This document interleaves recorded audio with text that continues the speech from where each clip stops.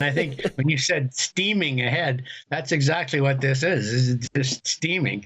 Radio Canada has a show called Bye Bye every New Year's Eve, and apparently it's one of the highest rated shows on the entire network. People tune in every year to see who they lambaste and lampoon and just generally make fun of.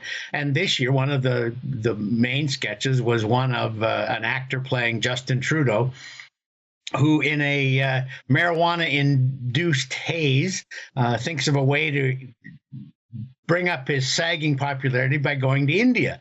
And we all know what happened with the Prime Minister in India and his Mr. Dress-Up tour of the subcontinent, and all the costume changes, and even Indian media were saying he's out-Indiaing the Indians. So he's too Indian for India, is what one of the main newspapers in India said of the Prime Minister's tour. So he's ripe for plucking at the end of the year and ripe for lampooning.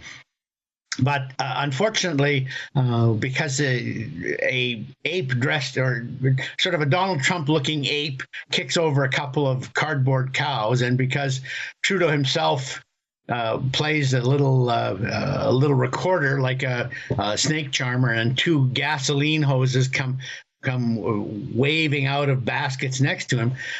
Some people in the Indo-Canadian community have complained that this is racist, it's insensitive to their culture, etc. Of course, it's insensitive to their culture. That's what lampooning is all about. That's what satire is for. And if you cannot have lampooning of culture, if you can't have lampooning of politicians, then democracy suffers. I mean, it sounds like a big giant leap there. But first of all, if you can't lampoon your leaders, then who's really in charge? In a democracy, the people are supposed to be in charge. Too many times we aren't already. But if we can't make fun of our leaders for fear of reprisal, then certainly we're not in charge. That's number one. And number two is, of course, everybody has to be the subject of lampooning, or the potential subject of ridicule. That's just the way democracy and free speech works.